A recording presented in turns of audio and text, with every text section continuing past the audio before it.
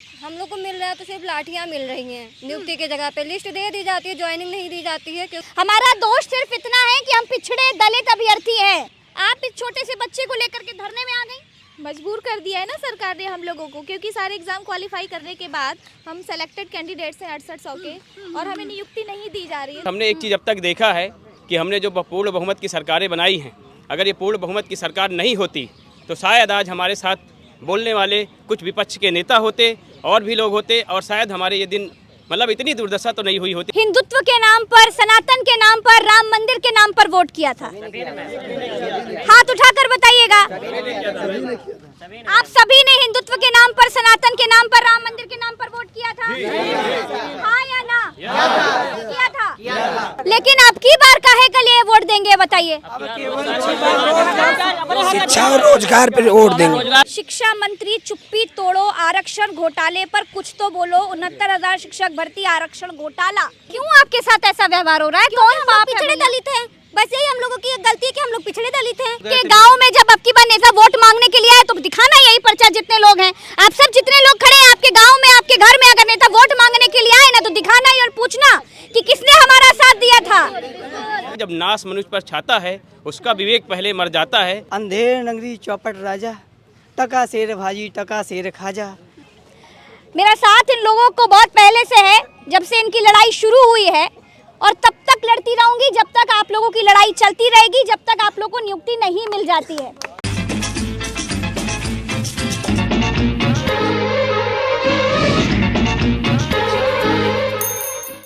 नमस्कार। केंद्र में 10 लाख पद खाली पड़े हैं। नरेंद्र मोदी जी राजस्थान में 2.5 लाख नौकरियों की रेवड़ियां बांट रहे हैं।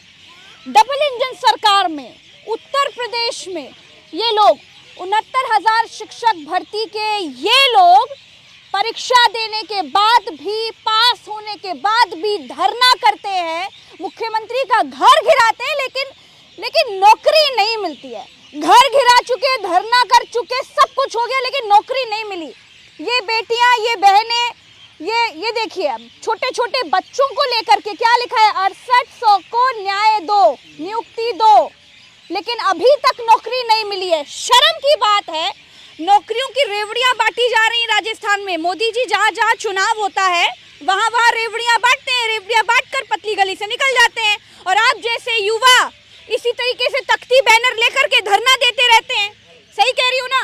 जी मैम, सही कह रही हैं आप। ये बात तो बिल्कुल सही है कि आप जो कह रही हैं रेवड़ियाँ बांट रही हैं, लेकिन हमारे घर में कोई रेवड़ियाँ बांटने वाला नहीं है। अरे आप लोग तो परीक्षा दे चुके, आप लोग को अब तो नियुक्ति मिल जानी चाहिए थी। तो दे चुके हैं, सारी पात्रता परीक्षा तो क्वालिफाई किए हैं, इसके बावजूद भी हम लोग को नौकरी नहीं दी जा रही है। हम लोग दर बदर इधर उधर भटक रहे हैं, केवल संघर्ष कर रहे हैं, दरवाजे खटखटा रहे हैं, सिर्फ आश्वासन मिल रहा है हमको और कुछ नहीं मिल रहा है। 2022 तक आप लोगों को तो नियुक्ति मिल जानी चाहिए थी।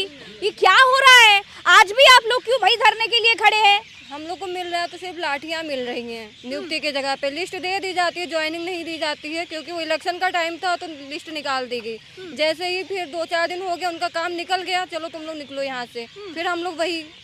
देखिए, एक बात बहुत गौर से सुनिएगा।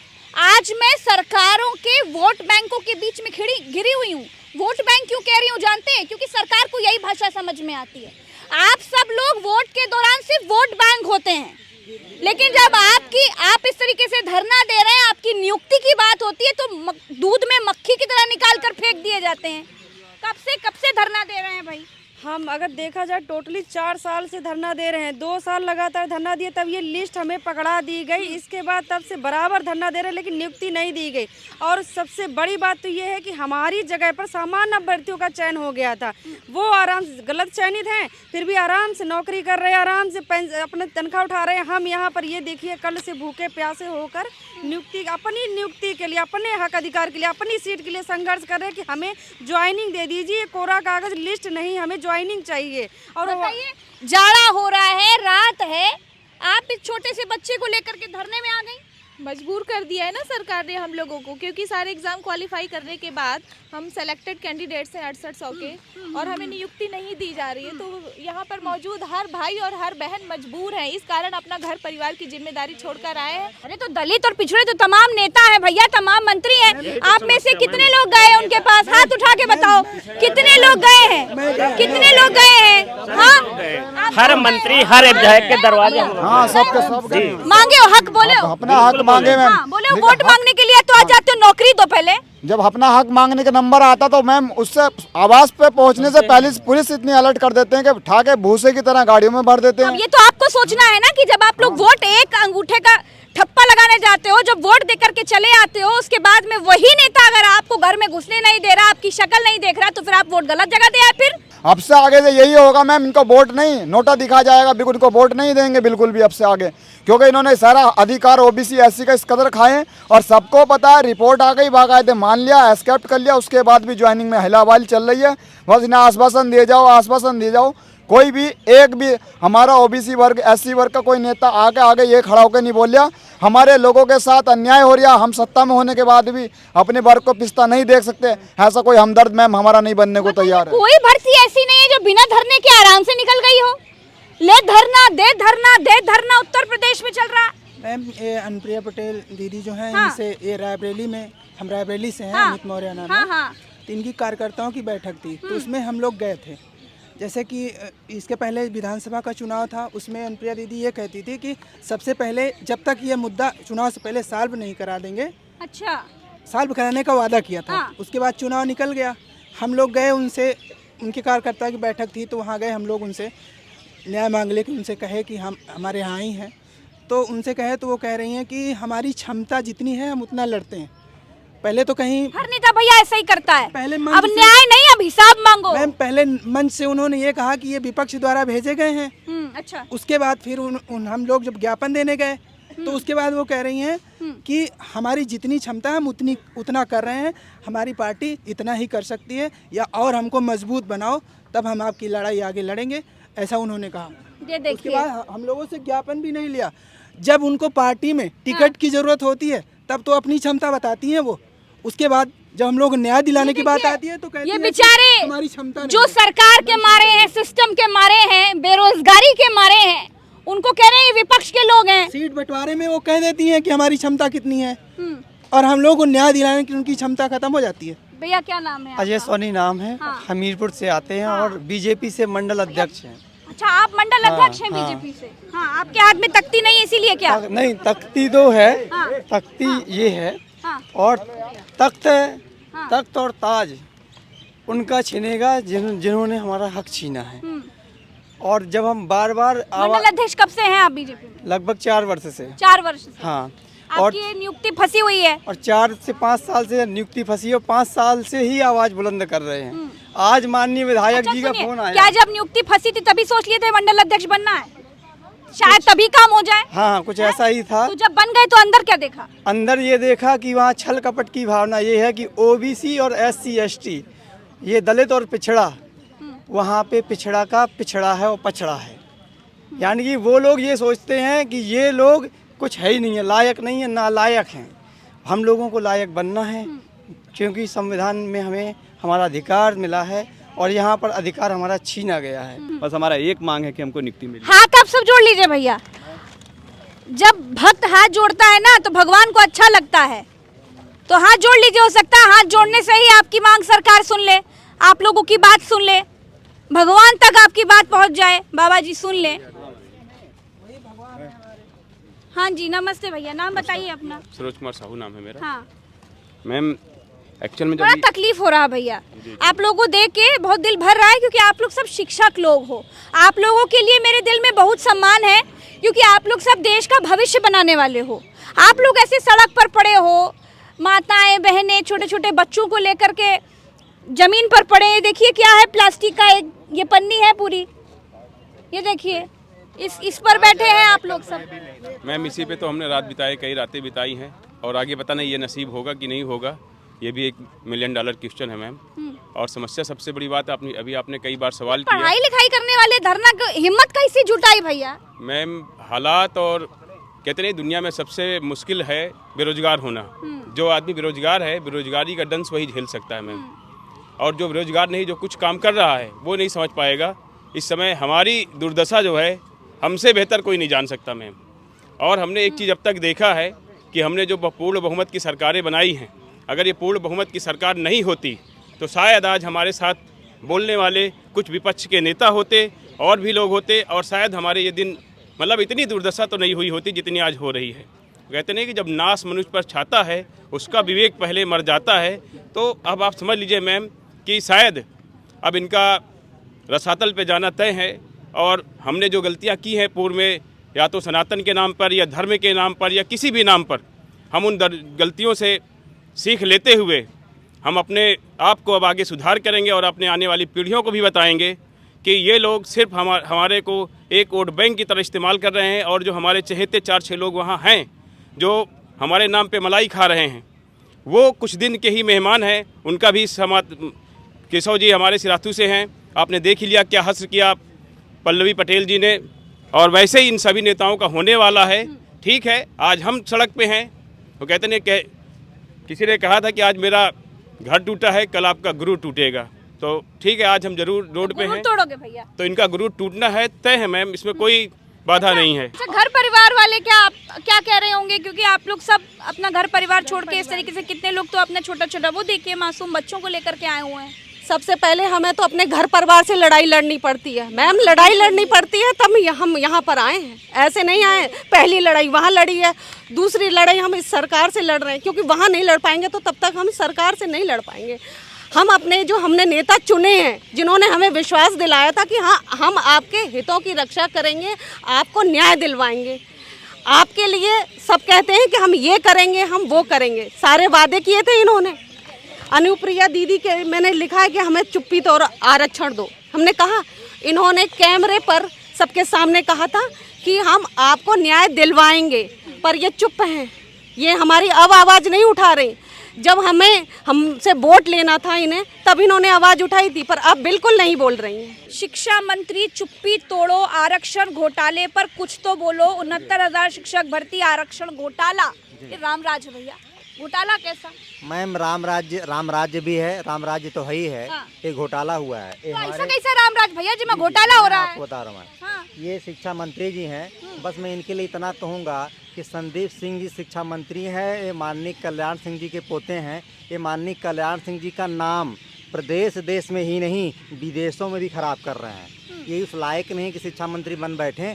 हमारे बहनों को कपड़ा फड़वा करके योगी की पुलिस के द्वारा सरेआम नियुक्ति पत्र की जगह उनकी बेइज्जती कर रहे हैं, इन सड़कों पर लगातार घसीटवा रहे हैं। ऐसे शिक्षा मंत्री हमारे ओबीसी समाज से हैं, माननीय कल्याण सिंह जी की देशों नहीं विदेशों में बेइज्जती करवा रहे हैं। ये उनके पोते जी हैं। बताइए, आप सब ओबीसी वर्ग के अभ्यर्थी हैं इस वक्त पर, हाथ उठाइएगा। हाँ, तमाम ओबीसी एससी आप सब यहाँ पर, आप सब लोगों को, ये मैंने क्यों बोला मैं आपको बता दूं। ये मैंने इसलिए बोला क्योंकि मंचों से, विधानसभा से, संसद से नेता कहते हैं अरे हमने ही सबसे बड़ा ओबीसी नेता दे रखा है। अमित शाह जी तो कहते हैं मोदी जी ओबीसी प्रधानमंत्री हैं, पहले हैं जो बीजेपी ने दिए हैं। आप लोगों का हक दिलाने के लिए कोई नेता क्यों नहीं आप लोगों को अपना बनाता भैया? ऐसा है मैडम, ओबीसी के नाम पर ये लोग किसी जैसे नेता को चुनते तो हैं, जैसे उप मुख्यमंत्री माननीय केशव प्रसाद मौर्य जी को जो इन्होंने ओबीसी का नेता बना के उत्तर प्रदेश का उप मुख्यमंत्री बनाया। लेकिन जब हम 6,800 की लिस्ट में आरक्षण पीड़ित अभ्यर्थी आज माननीय उप मुख्यमंत्री के आवास पर गए तो वहाँ पर पुलिस ने हम लोगों को बुरी तरीके से घसीटकर गाड़ियों में भर के इको गार्ड में भेजा। और तो जब वोट लेने का बात आती है भैया, तब तो पैर धोए जाते हैं, गले मिले जाते हैं, तमाम नेता आप लोगों को साधने का प्रयास करते हैं। जब आप लोगों की नौकरी की बात आती है तब काहे आप लोगों के साथ ऐसा व्यवहार करते, कभी सोचे हो आप लोग? यही तो भारतीय जनता पार्टी की दोहरी राजनीति है। जब ये वोट लेते हैं तब इन्हें ओबीसी और एससी के वोटों की बहुत ज़्यादा जरूरत होती है। बिना ओबीसी के वोटों के ये न तो उत्तर प्रदेश में न केंद्र में कभी सरकार बना सकते हैं। देखिए कितने शर्म की बात है, इतिहास याद रखेगा। उत्तर प्रदेश में डबल इंजन की सरकार है, डबल इंजन। देखिए क्या लिखा है, हमारा दोष सिर्फ इतना है कि हम पिछड़े दलित अभ्यर्थी हैं, ये पढ़े लिखे लोग हैं, भावी शिक्षक हैं, अभ्यर्थी हैं, लेकिन आपको ये लिखना पड़ा, क्यों लिखना पड़ा भैया? सब समान ही तो है रामराज में। अभी अनुप्रिया पटेल की रैली थी प्रतापगढ़ में। हाँ। हम प्रजापति हैं सुल्तानपुर से धर्मवीर प्रसाद। हम गए थे वहाँ, हमको ये संबोधन किया गया कि आपको यादव कास्ट के हैं, आपको सपा वाले भेजे हैं। हाँ, अच्छा। तो हमारा क्या एक लिस्ट खैरात में थोड़ी आई है, घोटाला किया गया है। ये जो है इन्हीं के संवैधानिक दर्जा जो पिछड़ा आयोग बनाया गया है वहाँ से साबित हुआ है कि ये जो है 800 घोटाला हुआ है। और इन्होंने कहा है हाँ 800 घोटाला हुआ है, इसको तो जो है हम जो है जनवरी में 2022 में इनको जो है नियुक्ति का आदेश भी दिया योगी जी ने। अभी तक कहाँ है नियुक्ति, कहाँ हम सबको दर दर भटक रहे हैं। उनको जो है योगी बाबा निकालना नहीं चाहते। और जब उनको लोग लगा दिए गए, मतलब क्या? जो लोग गलत तरीके से लगा दिए गए हैं तो उनकी जगह पर हम लोगों को लगाना चाहिए था, लेकिन नहीं। अब उनको जो है वो निकालने का जब नंबर आता है तो बोलते हैं कि ये राजनीतिक मुद्दा हो जाएगा। उनके लिए राजनीतिक मुद्दा है और हमारे लिए कोई राजनीतिक मुद्दा नहीं है। हम दलित पिछड़े 85% होकर भी आज दर दर की ठोकरें खा रहे हैं। और आपने परीक्षा दी? बिल्कुल परीक्षा दी, पूरी पात्रताएं हमने पास की हैं। और अगर लिस्ट सही बनती तो उसमें मेरा नाम होता, लेकिन घोटाला करके हमको लिस्ट से बाहर किया गया। अपने मनचाहतों को नियुक्ति दे दी गई। जब हमारा नंबर देने के लिए आया तो अब ये बोला जा रहा है कि ये तो जो है राजनीतिक मुद्दा बन जाएगा। और हमारे लिए कोई रास्ता अभी तक तलाशा नहीं गया है और हमको कोर्ट दर कोर्ट, तारीख दर तारीख बस यही मिलता है। ना कोई नेता और ना कोई जो है मंत्री विधायक हमारी सुनते हैं। बस मुख्यमंत्री जी से मिलने का प्रयास किया? मुख्यमंत्री जी से एक बार मिले, तब लिस्ट उन्होंने दे दी, लेकिन उसके बाद में आज माननीय केशव प्रसाद मौर्य के यहाँ हम खुद मिलने गए थे तो उन्होंने जो है अंदर मिलने से साफ इनकार कर दिया, क्योंकि उनसे 3-4 बार मिल चुके हैं। अब आखिर उनसे मिलेंगे तो वो जवाब क्या देंगे? वो तो शिक्षा मंत्री का घर घेराव कर रहे हैं, उप मुख्यमंत्री का घर घेराव कर रहे हैं, तभी कुछ नहीं हो पा रहा है। आप सब लड़कियां, महिलाएं, आप लोग सब अपना घर बार छोड़ करके यहाँ कहाँ धरने पर बैठी हैं भैया? सरकार को बदनाम कर रही है। राम राज है, सब बढ़िया तो चल रहा है। कहाँ राम राज्य है? कहाँ राम राज्य है? हम लोग अपनी नियुक्ति की मांग को लेकर के हर जगह जाते हैं, हर जगह मार पीट के पुलिस गाड़ी। कैसे लगी आपको? कल पुलिस कर्मियों द्वारा हमें नोचा गया है, पूरा घसीटा गया, पूरी पीठ में हमारे निशान बने हैं, पूरी स्वेलिंग है पूरे पीठ में, पूरा हाथ पैरों में बहुत दर्द है। उन्होंने ऐसे हमको कल घसीटा है शिक्षा मंत्री आवास के सामने, और फिर हमको गाड़ी में भर दिया गया और अंदर भर के हमको बहुत ही उन्होंने टारगेट करके हमें मारा है वहाँ पे। और आज हम लोग केशव प्रसाद मौर्य के आ गए अपनी बात रखने के लिए। कहा गया ठीक है आप लोग मतलब कि आइए 2 लोगों को मिलवाते हैं। जैसे हम लोग मंत्री से मिलने जाते हैं, कहते मंत्री जी तो उठ के चले गए हैं। बताइए ऐसी सरकार, ऐसे मंत्री क्या कर रहे हैं? जब हमारी बात, हमारे हक अधिकार को नहीं सुनते हैं तो अपने पद से इस्तीफा देते ना, जब ये बाहर नहीं सहन कर पा रहे। आप कहाँ से आई हैं? और इलाहाबाद से आए हैं हम मैम। इलाहाबाद से परसों से हम लोग यहाँ पर हैं मैम। हम लोग को मारा जाता, पीटा जाता, हम लोग इसके लिए आए हैं मैम। हम लोग लिस्ट 2 साल से लिस्ट में नाम आने के बावजूद भी हम लोग की ज्वाइनिंग नहीं हो पा रही है मैम। किसी भी हम लोग नेता मंत्री के यहाँ जाते हैं तो हम लोग को मारा जाता है मैम, पूरे कपड़े फाड़े जाते हैं मैम। हम लोग के सब हम लोग के कल घसीटा गया मैम, जैसे जानवरों की तरह भर के हम लोग को गाड़ी में फेंका गया मैम। पूरे शरीर में हम लोग स्वेलिंग आ गई है मैम। आप लोगों की मांग क्या है पहले बताइए मैम? हम लोग की मांग यही है कि 6800 लिस्ट में जो हम लोग का नाम है मैम, हम लोग की लिस्ट में जो आया उन लोग को नियुक्ति दिया जाए। नियुक्ति दिया जाए। Yes ma'am. खड़े तो हम लोग 2 साल से यहाँ पे हैं, लेकिन अभी फिलहाल 2 दिन से यहाँ पे आए हुए हैं। कल हम लोग शिक्षा मंत्री आवास पे गए थे, हम लोग को वहाँ से घसीट कर ऐसे उठाया जा रहा है जैसे जानवरों के साथ भी कोई ऐसा व्यवहार नहीं करता है।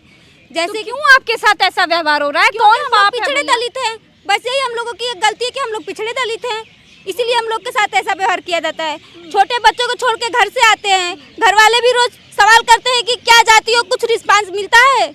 बताइए।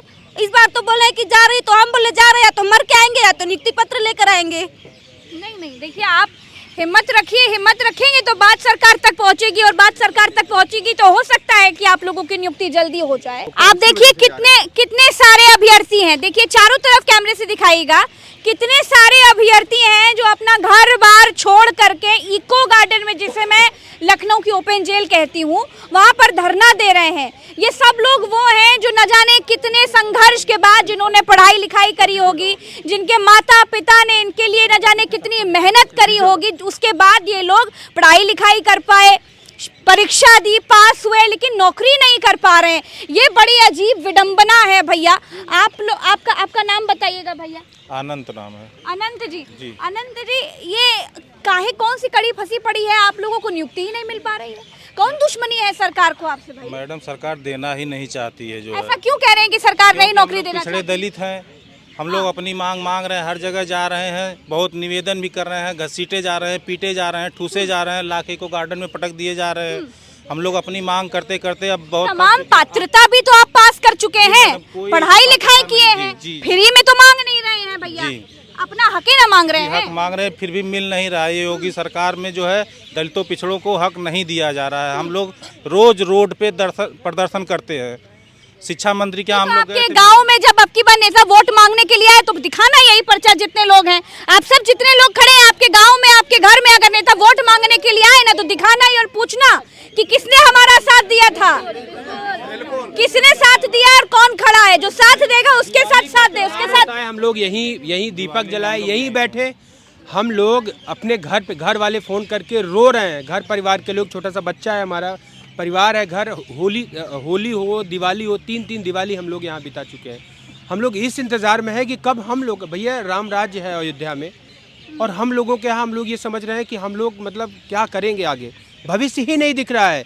उस दीपक से हमारा भविष्य अंधेरा दिख रहा है। हम लोग चाहते हैं कि हमको नियुक्ति मिले। आपका नाम क्या है भैया, कहाँ से आए हैं? गोरखपुर से। गोरखपुर से, बाबा जी के शहर से आए हैं ना? बाबा जी के शहर से ही आया है। तो फिर उनका राज है, सब कह रहे राम राज चल रहा है। उनका राज लाठी का राज है। एक बार हम जनता दरबार में गए उनसे बात करने के लिए, उन्होंने कहा धरना हटवा दो नहीं तो जेल में डाल दिए जाओगे तुम लोग। आप भी जेल में, आप तो अड़ोसी पड़ोसी हो गए ना। बिल्कुल, मैं कहा कि हम आप ही होम डिस्ट्रिक्ट से हैं, तो घर का आदमी को भी जेल चढ़ा देंगे। बिल्कुल, क्या कहा जाए, तानाशाही की सरकार है। पिछड़े दलित होना हम लोग का गुनाह है। हम लोग केवल वोट बैंक है, बस वोट बैंक के लिए इस्तेमाल किए जाते हैं। चेहरे आगे रख करके पिछड़े नेताओं को हमारा वोट ले लिया जाता है। बाकी नौकरी रोजगार हम लोग के लिए नहीं है, वो केवल सवड़ों के लिए, मलाई की जो भी चीजें हैं सवड़ों के लिए। ये सोच कैसे आ गई आपके मन में? शिक्षा का अधिकार तो सभी का है ना, आप तो शिक्षक हैं भाई। मैं शिक्षक हूँ, लेकिन जो संकीर्णता का माहौल चल रहा है उस माहौल में हम लोग जी रहे हैं इस समय, इसके वजह से। नहीं तो इतनी संकीर्ण मानसिकता मेरी भी नहीं थी। मैं सोचता था सरकार सबकी है, हमारी भी है, सबकी है, लेकिन सरकार ने इस तरह से बांट दिया हम लोगों को। जो है हम लोग जगह पे 4 साल पहले जो है 4 साल पहले से ज्वाइनिंग हुई है जो है हम लोग के ही जगह पे। आज 4 साल से हम लोगों का तनख्वाह मिलना चाहिए जो है, लेकिन नहीं मिल रहा हम लोगों को। आज हम भैया घर परिवार फिर कैसे चला रहे हैं आप? बस जैसे तैसे चल रहा है मैम, राम भरोसे। त्योहार है, त्योहार दिवाली यहीं बीती, छठ भी यहीं बीतेगा। आपको 2017 से जानती हूँ मैं, इतने सारे लोग यहाँ अपना घर परिवार छोड़कर जाड़े में, गर्मी में, बरसात में अपना हक के लिए लड़ाई लड़ रहे हैं, आप लड़ाई लड़ रहे हैं। काहे भैया नहीं न्याय मिल पा रहा है? सर पूछिए योगी जी से, क्या चाहिए भैया हमसे? मैम, हम लोगों ने जो महसूस किया है, न्याय न मिलने की एक वजह है, जिनको हमारे लोग लीडर मानते हैं ना, असल में वो इस समाज के सिर्फ डीलर हैं। उनकी डील ही इसी बात की है कि हम तुमको मंत्री बनाएंगे, तुम्हारे समाज का वोट ले लेंगे, तुम चुप्पी साधे बैठे रहना। तो आपके समाज के मंत्री, आपके समाज के नेताओं के मुंह का सिल गया है क्या? पूछे हैं आप लोग? मैं वही बताने जा रहा था मैम आपको। इतने मंत्री ओबीसी के हैं, इतने विधायक हैं एससी के, कि अगर वो आज ये कह दें कि अगर हमारे जो 6800 परिवारों के लोग, जो बच्चे हमारे समाज के जिनके वोट मांगने हम घरों घर जाते हैं और ये बताते हैं कि मैं ओबीसी समाज का मसीहा हूँ, मुझे वोट दो। अभी मैं जल्दी का एक बयान सुन रहा था, छत्तीसगढ़ में हमारे देश के प्रधानमंत्री कह रहे थे कि कांग्रेस वाले मुझे गाली देते हैं क्योंकि मैं ओबीसी परिवार से जो है बिलोंग करता हूँ। ये ओबीसी परिवार के नहीं है क्या? मौर्य, कुशवाहा, यादव, प्रजापति, पाल, बघेल, साक, सैनी, कुशवाहा सब है इसमें, सब ओबीसी समाज से ही हैं। लेकिन इनके साथ जस्टिस इसलिए नहीं हो पा रहा है कि हमारे समाज के कुछ लीडर, जिनको ये लोग लीडर मानते हैं, हम लोग मानते थे, उन्होंने डील किया है, वो डीलर निकले और उन्होंने डील ये की है कि हम इनका हक अधिकार खाएंगे, बदले में हमें कुर्सी चाहिए। वोट दिलवाने का उन्होंने ठेका ले लिया है, हमसे वोट ले लिया जा रहा है। हमारे माँ बाप रोज़ उम्मीद भरी नज़र से पूछते हैं। अभी हमारी बहन बताते हुए रो रही थी कि हमारी दिवाली यहाँ बीत गई। एक छोटा सा बच्चा लेके, उसका स्वास्थ्य बहुत ख़राब है, हम लोग कल से परेशान हैं कि किसी तरीके से उसको, मतलब ये समझ लीजिए कि दवा भर के पैसे किसी के पास नहीं बचे हैं। आप देख रहे हैं इतनी ठंडी में किसी के पास कंबल तक नहीं है। हम लोग ये उम्मीद कर रहे हैं कि बस ये रात जो है ना, आज शाम को थोड़ी सी हवा चलने लगी, हम लोग डर गए कि अगर हवा चलेगी तो रात कैसे हम लोग यहाँ पे बीतेगी। बहुत मुश्किल भरे दिन हम लोगों के बीत रहे हैं, जो एक कारण समझ में आता है, सारी योग्यता हमने पूरी की है। BA किया हुआ है, MA किया हुआ है, PhD किए हुए लोग यहाँ पे बैठे हैं। उसके बाद BTC, B.Ed हैं, टेट पास हैं, C.TET पास हैं, उसके बाद ये जो सुपर टेट करवाते हैं उसको पास करें, उसके बाद मेरिट में आते हैं। और सबसे बड़ी विडम्बना देखिए आप, जिस संस्थान के नाम पे ये सरकार जो है ये कहती है कि हमने पिछड़ों का हक सुरक्षित करने के लिए राष्ट्रीय पिछड़ा वर्ग आयोग बनाया है, और उसको संवैधानिक दर्जा दिया। हमारे प्रधानमंत्री जी कहते हैं कि अब पिछड़ों का हक कोई नहीं खा पाएगा। उसी पिछड़ा वर्ग आयोग की 13 पन्नों की रिपोर्ट चीख के चिल्ला के पूरे देश को बता रही है कि 69,000 शिक्षक भर्ती में दलित पिछड़े वर्ग के 6,800 लोगों का हक अधिकार लूटा गया। और वहाँ से संस्कृति ये हुई कि जिन अधिकारियों ने घोटाला किया उनको जेल भेजा जाए। लेकिन इस सरकार में मुख्यमंत्री से मिलने के बाद भी जिस सरकार में बात बात पे बुलडोजर चल जाते हों, मैं तो सब लोगों ने आपकी हाथरस की रिपोर्टिंग देखी है, जहाँ न्याय मांगने पर आप सबको घसीटा जा रहा था, वहाँ बुलडोजर चलाने की धमकी दी जा रही थी। उस सरकार में घोटाला भी साबित हो गया, जिन अधिकारियों ने घोटाला साबित किया उनके नाम भी सार्वजनिक हो गए। तो भी आपका हक कौन खा रहा है भैया? तो भी कौन हक खा रहा है? इतना कुछ हो गया मैम, हमारे ऊपर तक तो ना पहुंच गई बात आपकी। ऐसा भी नहीं अब आप लोगों को लगता है कि चलिए मुख्यमंत्री जी तक बात नहीं पहुंची है तो हो सकता है कि कहीं ना कहीं कुछ कमी बेसी हो रही हो। अब तो पहुंची ना बात ऊपर तक। मैम 2 साल पहले हमारे मुख्यमंत्री तक आवाज़ हमारी पहुंची थी। हाँ। लेकिन अब हम लोग जाते हैं उसी मुख्यमंत्री जी के दरवाजे या कैबिनेट मिनिस्टर या उप मुख्यमंत्री के दरवाजे, तो हम लोगों को ऐसे घसीटा जा रहा है जैसे हम लोग जानवर हैं। वहाँ तक हमारी आवाज़ ही नहीं पहुँच पा रही। मुझे उम्मीद है कि माननीय मुख्यमंत्री जी क्या नौकरी मांगना, नियुक्ति पाना क्या कोई पाप है क्या? मैम पाप ही है। अगर हम लोग मुलाकात नहीं कर पा रहे हैं, माननीय मुख्यमंत्री जी से मिलवाया नहीं जा रहा है। कोई ऐसे मंत्री नहीं जिसके दरवाजे हम लोग पिछले 2 साल में नहीं गए हों।